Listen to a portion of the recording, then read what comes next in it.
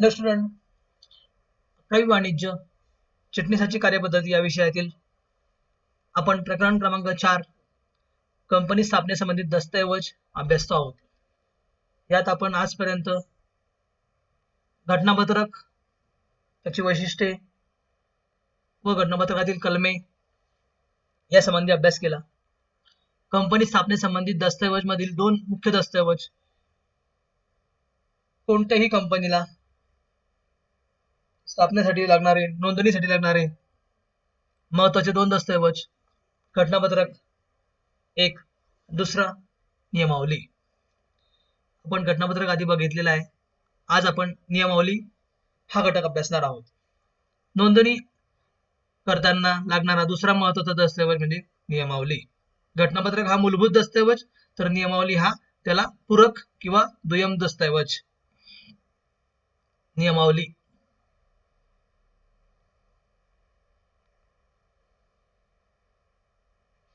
घटनापत्रकात घटना दिलेली असते.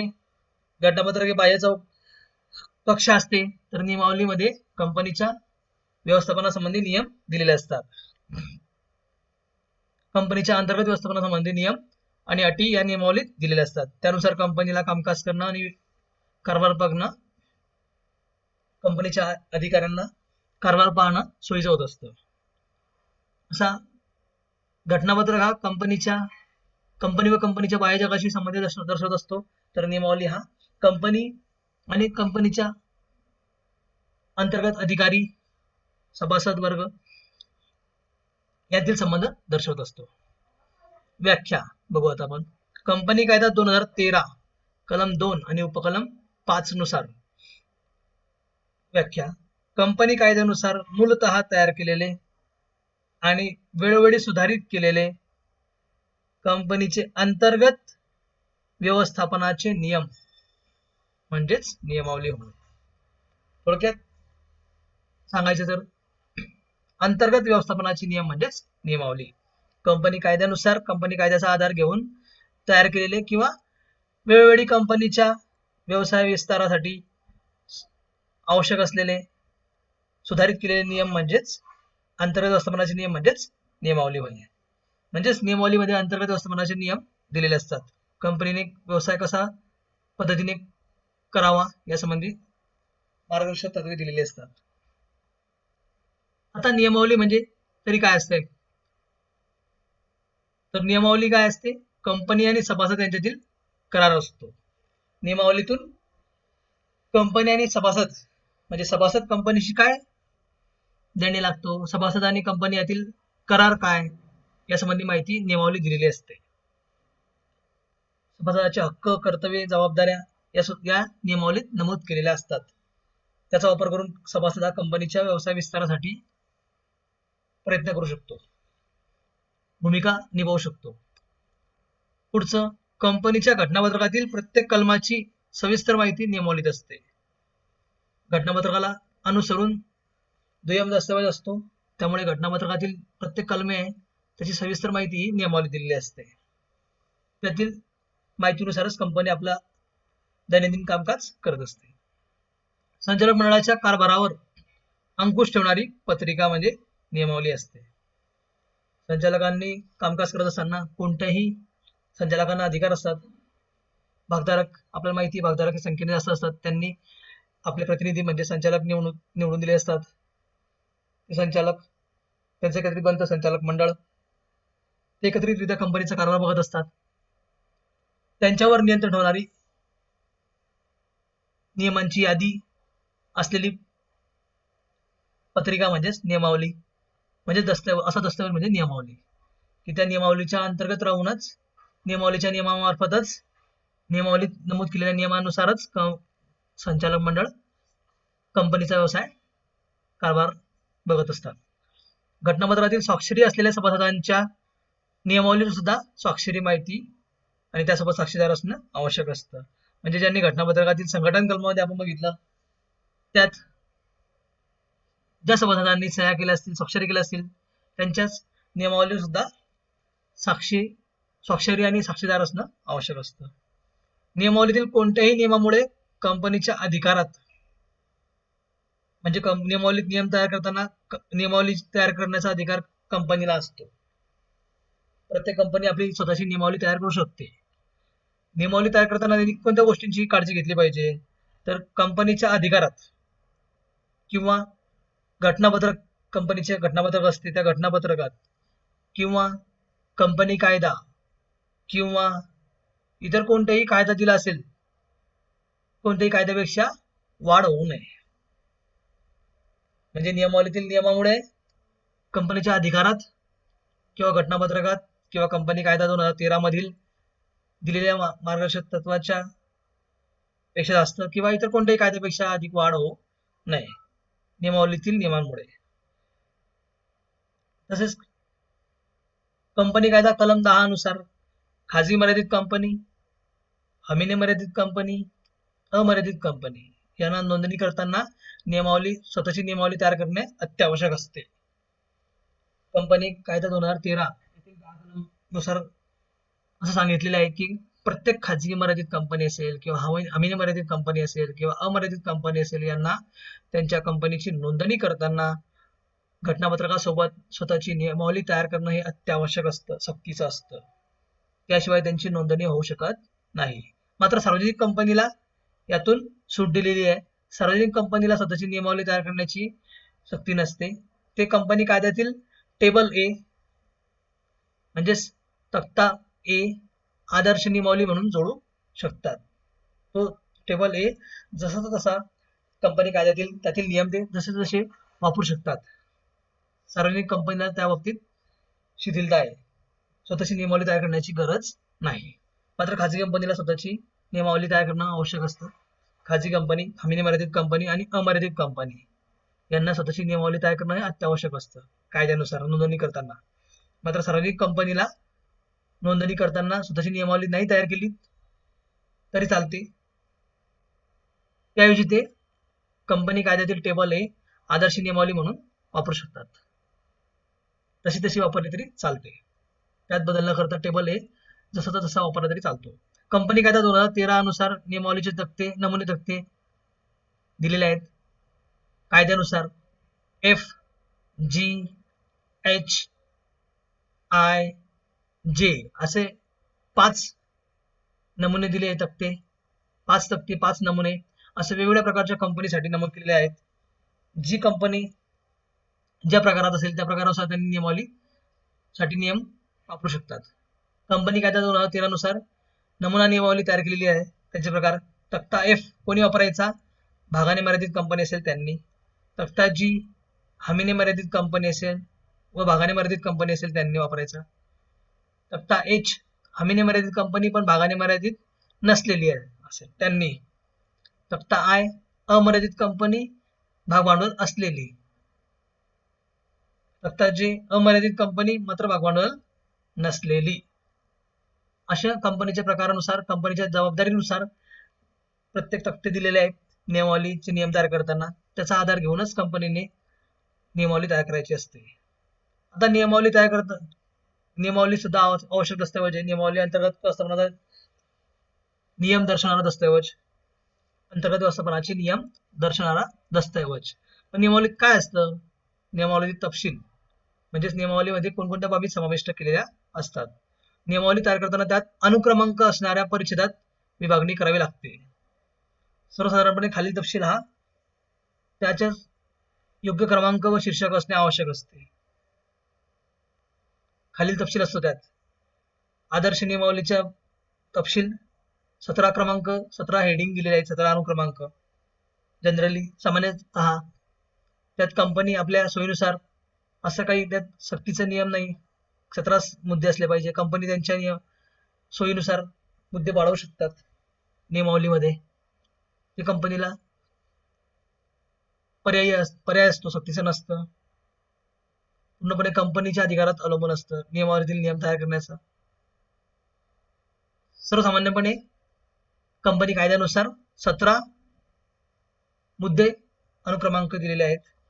त्याचा वापर करून कंपनीने नियमावली तयार केली पाहिजे. त्यात कंपनी अधिकाधिक वाढ करू शकते. आपल्या अधिकारानुसार, आपल्या वैकल्पिकतेनुसार वाढ करू शकते. पहिला मुद्दा समजा भाग भांडवल. पहिला मुद्दा दिलेला आहे कंपनी कायद्यानुसार भाग भांडवल. भाग भांडवलामध्ये कंपनीचं भाग भांडवल कसं असणार आहे ते नमूद केलेले असते. म्हणजे भाग भांडवल, भागाचा प्रकार, सामान्य भाग, अग्र हक्क भाग, भाग भांडवलामध्ये अधिकृत भांडवल, भागाची विभागणी, भागाची संख्या, भागाची रक्कम, दर्शनी किंमत, भागाचे प्रकार या संबंधित पूर्ण माहिती दिलेली असते. भागांच्या प्रकारानुसार भागधारकांचे अधिकार, समजा सामान्य भागधारक असेल त्यांचे अधिकार सामान्य असतात, अग्र हक्क भागधारक असतील त्यांचे अधिकार हे अग्र हक्क असतात, म्हणजे त्यांना विशेष अधिकार असतात. ही माहिती यात दिलेली असते. भागांच्या प्रकारानुसार भागधारकांचे अधिकार, ज्या व्यक्तींनी जे भाग खरेदी केले असेल त्यांच्यानुसार त्यांचे अधिकार.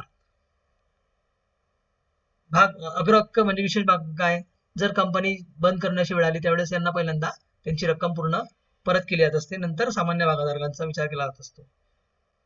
असे भागधारकांचे अधिकार त्यांच्या प्रकारानुसार, भागांच्या प्रकारानुसार भागधारकांचे अधिकार नमूद केले असतात. भाग वाटप, भाग कसे वाटप करणार कंपनी, त्याची प्रक्रिया, हप्ता मागणी, भागांवरील हप्ता मागणी कशी करणार कंपनी, भाग जप्ती केव्हा करणार, किती अमाऊंट, किती रक्कम भागाची नाही भरली तर सभासदांनी किंवा भागधारकांनी नाही भरली रक्कम, किती रक्कम नाही भरल्यानंतर भाग जप्ती करायची, याची कार्यपद्धती सर्व नमूद केलेली असते. भागांचे हस्तांतरण, खाजगी कंपनी मध्ये हस्तांतरणावर बंधन असतं, परंतु सार्वजनिक कंपनीत काय हस्तांतरणाचे नियम आणि कार्यपद्धती आहे ही यात नमूद केलेली असते.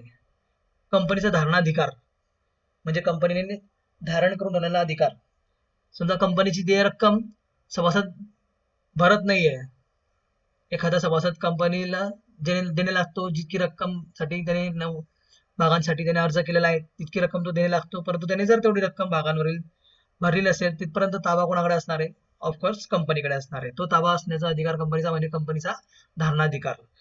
जिथपर्यंत भागधारक पूर्ण रक्कम भरत नाही तिथपर्यंत कंपनीचा ताबा हा भागांवर असतो,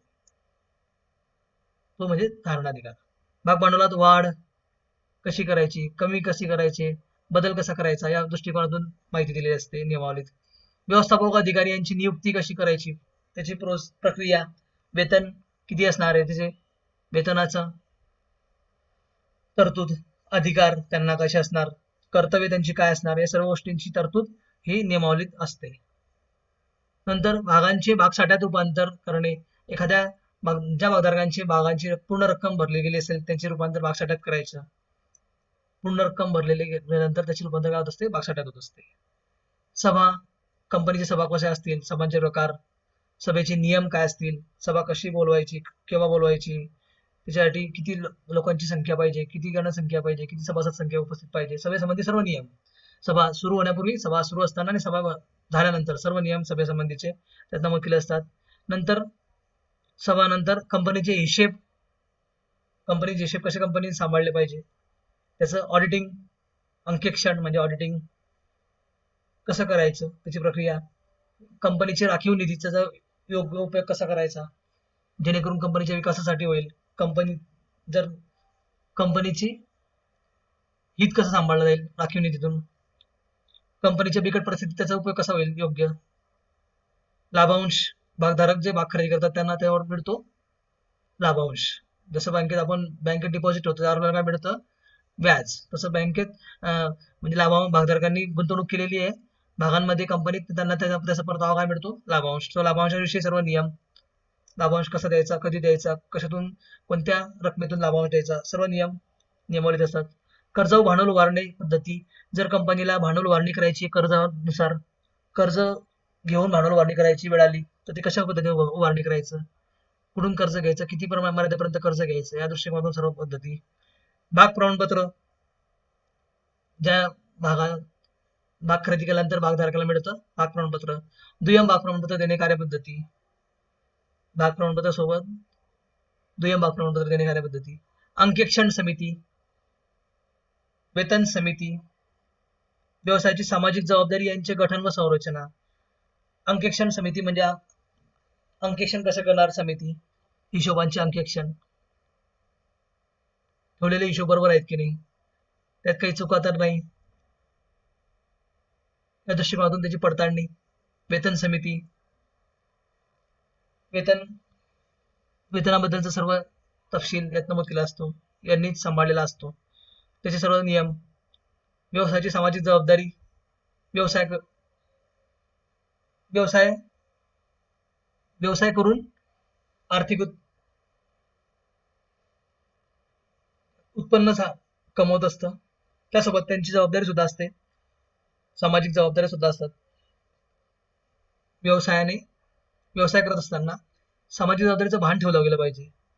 या दृष्टिकोनातून सामाजिक जबाबदारी संबंधित नियम, समिती, त्याची संरचना यात दिलेली असते, जेणेकरून कंपनीने सामाजिक जबाबदारीचं सुद्धा पालन केलं पाहिजे. कंपनीचा शिक्का, जसं आपण ऍडमिशन करतो शाळेमध्ये, कॉलेजमध्ये, त्याचा आपल्याला आपल्या पावतीवर शिक्का असतो कॉलेजचं नाव असतं, त्यामध्ये प्राचार्यांचा शिक्का असतो. जसं कंपनीचा शिक्का, त्याच्या वापरासंबंधीचे नियम, त्याचा वापर कसा करणार या दृष्टिकोनातून यात नियम दिले असतात. लवाद व्यवस्था म्हणजे काही विवाद झाल्यानंतर न्याय मिळण्यासाठी तो न्यायालयीन क्षेत्र कशा पद्धतीने सोडवायचं, विवाद प्रक्रिया, ती न्यायालयीन प्रक्रिया यात सर्व नमूद केली असते. कंपनीच्या कार्यालयानुसार कार्यालयामध्ये आपण बघितलंय की ते कार्यालय ज्या क्षेत्रात असेल त्या क्षेत्रात ते दिवाणी क्षेत्र किंवा न्यायालयीन क्षेत्र हे निश्चित होत असते.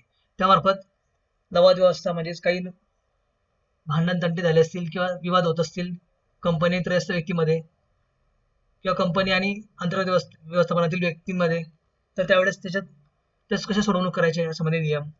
नुकसान भरपाई, एखादा कर्मचारी किंवा कंपनीतील काही अधिकारी कंपनीत काम करत असताना काही नुकसान झालं असेल, त्याची नुकसान भरपाईची प्रक्रिया कशी असणार, त्याची तरतूद. ग्राहकांचे नुकसान झाले, त्याची प्रक्रिया, तरतूद, नियमावली दिलेली असतात. कंपनीच्या विसर्जनासंबंधी तरतूद व कायदेशीर प्रक्रिया. समजा कंपनीला बंद करण्याची वेळ आली, कंपनीचा व्यवसाय बंद करण्याची वेळ आली, म्हणजे त्याला म्हणतात विसर्जन. तर ती विसर्जन प्रक्रिया कशी असणार, कशा पद्धतीने कंपनीचं विसर्जन करायचं या दृष्टिकोनातून सर्व तपशील यात असणार. कशा पद्धतीने कंपनीच्या मालमत्ता विक्री करायच्या आणि त्यातून देयता यांची परतफेड करायची, लायबिलिटी परत करायच्या, या दृष्टिकोनातून नियमावलीत तरतूद.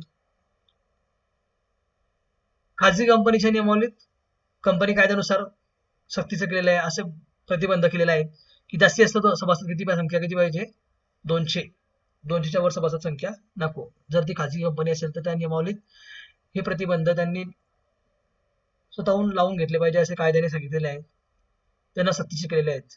जास्तीत जास्त सभासद संख्या किती पाहिजे, 200. त्यांनी भाग हस्तांतरणावर काय केलं पाहिजे, निर्बंध घातला पाहिजे. म्हणजे खाजगी कंपनीचे व्यक्ती त्यांचे कंपनीच्या परवानगीशिवाय भाग हस्तांतरण करू शकत नाही, परस्पर भाग हस्तांतरण करू शकत नाही, निर्बंध असतो. भाग कर्जरोखे अथवा कोणत्याही प्रकारच्या प्रतिभूतींच्या सार्वजनिक विक्रीवर निर्बंध असतो. खाजगी कंपनी ही सार्वजनिकरित्या भाग कर्जरोखे किंवा प्रतिभूती हे सार्वजनिकरित्या विक्री करू शकत नाही, त्यांना निर्बंध असतो कंपनी कायद्यानुसार. या दृष्टिकोनातून नियमावली, खाजगी कंपनीला स्वतःची नियमावली करणं आवश्यक असतं आणि त्यांनी नियमावलीत या 3 गोष्टी अटींचं पालन करणं आवश्यक असतं. जास्तीत जास्त सभासद संख्या 200 तरतूद करणं, भाग हस्तांतरणावर निर्बंध आणणं आणि भाग कर्जरोखे आणि प्रतिभूती या सार्वजनिकरित्या विक्री न करणं, या दृष्टिकोनातून त्यांना सक्तीचं असतं कंपनी कायदा 2013 नुसार. त्यानंतर नियमावलीत बदल करायचा आहे समजा, तर कंपनी कायदा 2013 मधील कलम 14 नुसार नियमावलीत बदल करता येत असतो.